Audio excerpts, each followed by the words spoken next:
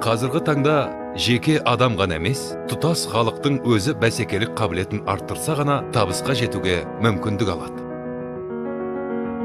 Болашақта ұлттың табысты болуы оның табиғи байлығымен емес, адамдарының бәсекелік қабілетімен айқындалады. Сондықтан әрбір қазақстандық сол арқылы тұтас ұлт 21 ғасырға лайықты қасиеттерге ие болу керек. Мысалы, компьютерлік сауаттылық, шет тілдерін білу, мәдени ашықтық сияқты факторлар әркімнің алға басуына сөзсіз қажетті алғы шарттардың санатында.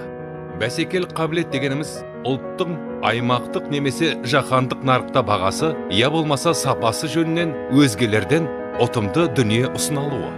Бұл материалдық өнім ғана емес, сонымен бірге білім, қызмет, зияткерлік өнім немесе сапалы еңбек ресурстарының болуы. Нұрсұлтан Назарбаев.